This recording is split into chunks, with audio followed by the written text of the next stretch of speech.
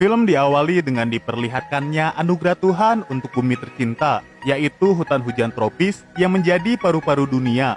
Seorang aktivis lingkungan bernama Bruno Manser melakukan perjalanan ke hutan Sarawak, bagian Malaysia dari Pulau Kalimantan.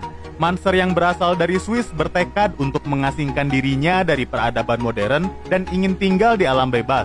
Salah satu tujuannya adalah untuk mencari suku nomaden yang disebut dengan suku Penan.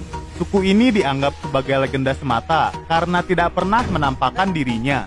Tukang perahu bahkan sudah memperingatkan Manser agar kembali, tapi keinginannya untuk tinggal di hutan sudah bulat. Akhirnya Manser ditinggal seorang diri. Suasana di hutan membuatnya kagum. Manser melihat orai sanca yang masih liar dan alam yang masih asri. Berbekal barang dan kemampuan survival seadanya, ia mencoba bertahan hidup seorang diri. Ketika sedang asyik menyantap cuanki instan yang barusan ia buat, terdengar suara harimau dari kegelapan.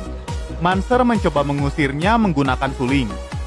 Hari berganti dan Manser melanjutkan perjalanannya sambil memetakan hutan dan membuat jurnal tentang apa saja yang ia temukan di hutan.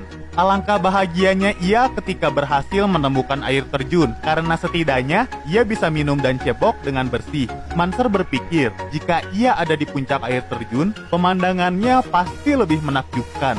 Ia memutuskan untuk mendaki air terjun. Meski terus diterpa oleh air, Manser tetap naik ke atas.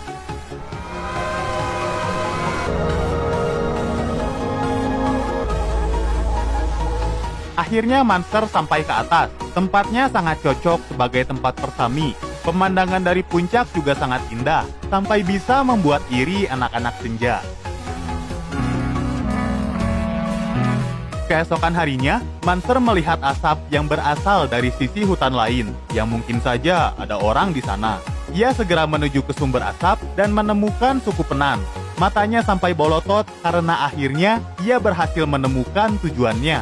Penan sendiri adalah suku nomaden, alias suku yang berpindah-pindah dari satu tempat ke tempat lain untuk bertahan hidup. Mereka pindah untuk berburu, mengumpulkan makanan, atau menyesuaikan diri dengan musim. Orang-orang Penan menyadari kehadiran Manser dan memanggil kepala suku mereka. Manser berusaha tetap nyengir supaya kelihatan bersahabat.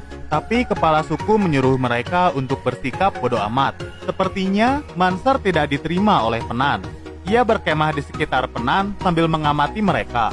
Manser juga mencoba menarik perhatian mereka menggunakan suling. Keesokan pagi ketika terbangun, Manser kaget karena Penan sudah pergi dan meninggalkan dirinya. Ia kembali mencarinya karena kemungkinan mereka belum jauh dari tempat semula. Tak lama kemudian, ia berhasil menemukan mereka kembali. Bahkan sekarang, Manser bisa melihat Penan mendirikan rumah ketika baru pindah ke tempat lain. Mereka saling membantu dengan kompak. Bocah-bocah di sana sepertinya mulai tertarik dengan Manser karena meniru gayanya yang sedang memainkan suling. Hari berganti dan ketika terbangun, sepatu Manser dicuri oleh kucing milik Penan. Ia berusaha mengambilnya, tapi sial, Manser malah kacugak. Manser yang pincang mendekati mereka untuk mengambil sepatu, tapi malah ditertawai. Berkat kegigihannya, ia berhasil mendapatkan kepercayaan suku Penan. Manser kemudian diperlakukan sebagai anak sendiri oleh kepala suku Penan yang bernama Along Sega. Manser yang merupakan seorang pendatang diajari bahasa, budaya, bahkan cara Penan berburu. Pokoknya diajari semua hal yang diperlukan untuk hidup di hutan. Manser berhasil mendapatkan boyah pertamanya. Aksinya ketika berburu dijadikan pertunjukan oleh Penan. Semua tertawa karena kehadiran Manser menjadi atmosfer baru bagi mereka. Sega kemudian memberikan benda berbentuk bunga yang dianggap keramat oleh Penan. Bunga ini memiliki arti sebagai bunga yang memberikan kehidupan. Manser masih melanjutkan kebiasaannya menulis jurnal. Salah satu wanita dari Penan bernama Ubung rupanya tertarik dengan Manser dan ingin mengenalnya lebih dekat. Tapi Manser yang bisa disebut sebagai pendatang dari luar menahan dirinya. Tak lama kemudian, mereka kedatangan Penan lainnya yang sedang berpindah tempat. Rupanya ada banyak suku Penan dan mereka tersebar di hutan Sarawak. Mereka hanya ikut lewat saja sambil memberitahu bahwa sepertinya ada orang-orang tak dikenal yang masuk ke wilayah hutan. Manser dan Penan kemudian berpindah tempat lagi dan menemukan surga buah-buahan. Mereka memutuskan untuk istirahat di sana sambil ngerujak. Ketika sedang mengambil buah, Ubung melihat tanda X di salah satu pohon yang entah dibuat oleh siapa. Ternyata tanda X tersebut adalah tanda untuk penebangan pohon.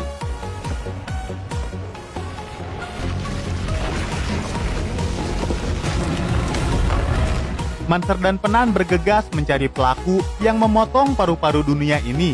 Alangkah terkejutnya mereka mengetahui sebagian besar hutan sudah dibabat habis. Menggunakan mesin-mesin berpolusi, pohon yang ada di hutan satu persatu ditumbangkan. Tidak banyak yang bisa mereka perbuat. Manser membujuk Sega untuk mempertahankan tempat tinggal mereka. Boro-boro mau melawan, mereka saja tidak dianggap. Selain itu, mereka juga tidak disambut oleh para penebang pohon. Manser ingin bertemu dengan atasan mereka karena penebangan hutan ini mengganggu kehidupan suku Penan. Meskipun dengan ogah-ogahan, mereka setuju untuk berdialog, tapi hanya Manser saja yang diperbolehkan menemui atasan mereka. Manser akhirnya mengetahui bahwa yang melakukan penebangan adalah industri kayu milik pemerintah Malaysia sendiri. Kayu ditebang untuk dijual ke Eropa. Penebang pohon bersikeras bahwa hutan tersebut adalah properti Malaysia. Manser masih berusaha meyakinkan Sega dan Penan untuk mempertahankan wilayah mereka. Bersama suku Penan lainnya, mereka memblokir jalan penebang pohon. Meski diancam oleh supir menggunakan kunci roda, diancam oleh polisi, sampai nyaris ditabrak paksa, mereka tidak gentar membela tempat tinggal mereka. Malam harinya mereka kedatangan jurnalis bernama James yang terkesan dengan pemberontakan Penan melawan pemerintah. James menawarkan dirinya untuk menjadi perantara dan mendokumentasikan kerakusan pemerintah. Beberapa hari kemudian, awak media datang meliput perjuangan Penan dalam melawan pemerintah Malaysia yang melakukan penebangan hutan. Manser sangat berterima kasih kepada James karena sudah mau membantunya. Perjuangan Penan dipublikasikan oleh media dan sepertinya berjalan lancar. Tapi dengan tergesa-gesa, James melapor kepada Manser bahwa ia dijadikan buronan oleh pemerintah Malaysia. Manser menjadi musuh nomor satu Malaysia karena dianggap mengganggu jalannya hukum dan dilarang masuk oleh Perdana Menteri pada waktu itu.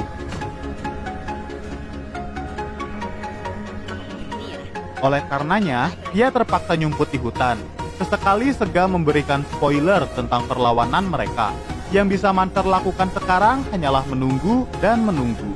James juga datang dan memberitahu bahwa para pemburu sudah memasuki hutan untuk mencari Manser. Manser kemudian melanjutkan hidupnya di hutan seorang diri, hanya berbekal ilmu yang diajari oleh suku Penan. Ia menemukan salah satu camp para pemburu dan menemukan poster buronan dirinya, dihargai sekitar 700 juta rupiah. Ia tidak sengaja terlihat oleh para pemburu dan melarikan diri. Kejar-kejaran di antara mereka pun tak terelakkan. Ketika sedang bersembunyi, Manser digigit oleh ular berbisa. Ia berusaha mengeluarkan bisa ular tersebut karena bisa mengancam nyawanya Manser. Ia pun pingsan karena bisa ular tadi. Apesnya lagi, hujan turun dengan deras. Manser tak sadar bahwa ia hampir tenggelam dan kondisi kaki yang digigit oleh ular tadi semakin parah. Dengan sisa tenaganya, ia merangkak keluar dari persembunyian. Sungguh kehidupan yang amat menyiksa. Waktu pun berlalu. Manser tersadar di sebuah gubuk dan yang menyelamatkannya adalah Ubung. Ia memutuskan untuk tinggal di hutan bersama Manser dan merawat luka-lukanya. Mereka berdua semakin dekat dan pada akhirnya mereka memadu kasih. Hanya Tuhan dan alam yang mengetahui perbuatan mereka malam itu. Manser selanjutnya bertemu lagi dengan James yang membawakan informasi terbaru untuk dirinya. Tapi sayang, bukan informasi yang ia bawa, melainkan pemerintah Malaysia. Rupanya Manser telah dikhianati oleh James. Manser ditangkap oleh mereka dan di perjalanan, ia juga dibuli oleh para penebang pohon. Perwakilan pemerintah mengatakan, ada undang-undang baru yang menyatakan bahwa pemblokiran jalan penebang pohon adalah tindakan terorisme dan harus dimusnahkan. Manser khawatir dengan keadaan di tempat blokade. Dengan kecerdikannya, Manser berhasil lolos dan memutuskan kembali ke tempat blokade.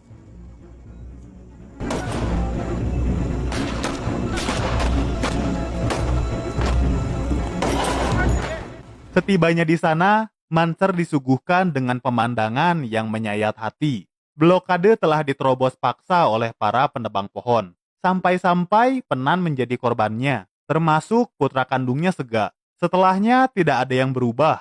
Penebangan terus dilakukan dan suku Penan perlahan kehilangan tempat hidup mereka. Rasa bersalah menghinggapi Manser. Ia baru menyadari bahwa satu-satunya cara untuk membantu suku Penan sekarang adalah kembali ke Swiss dan membawa masalah ini ke panggung internasional. Manser berjanji pada Ubung bahwa ia akan kembali.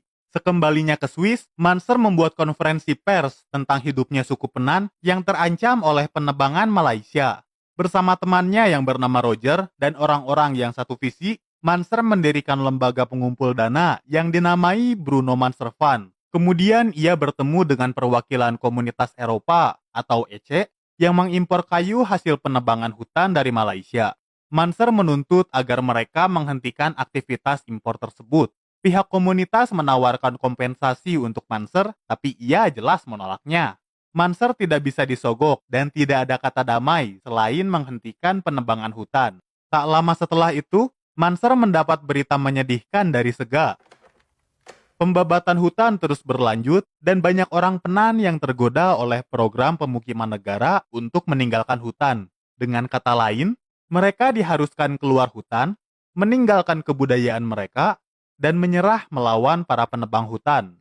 Untuk memberitahu publik dunia tentang kehidupan suku Penan yang semakin terancam, Manser memanjat gedung yang menjadi tempat pertemuan konferensi tingkat tinggi pada waktu itu. Ia berhasil menarik perhatian media dengan aksi gilanya tersebut. Manser kemudian memasang spanduk yang menunjukkan kepeduliannya terhadap suku Penan. Namun aksi sembrononya ini malah membuat reputasi Bruno Manser Fund menjadi buruk. Sebuah harapan tiba-tiba menghampiri Manser. Ia mendapat telepon dari Sekretaris Jenderal PBB dan mengajaknya untuk berdiskusi. Sekjen PBB ini setuju dengan aksi Manser yang ingin melestarikan hutan. Ia mengusulkan agar suborganisasi PBB yang bernama Organisasi Kayu Tropis Internasional alias ITO mengatur kriteria pohon yang boleh diekspor dan membuat kawasan hutan lindung. Kawasan tersebut nantinya dapat diklaim oleh Penan dan masyarakat adat lainnya sehingga mereka bisa tinggal di sana. Berkat pertolongan tak terduga ini, gairah Manser untuk memperjuangkan kehidupan suku Penan kembali berkobar.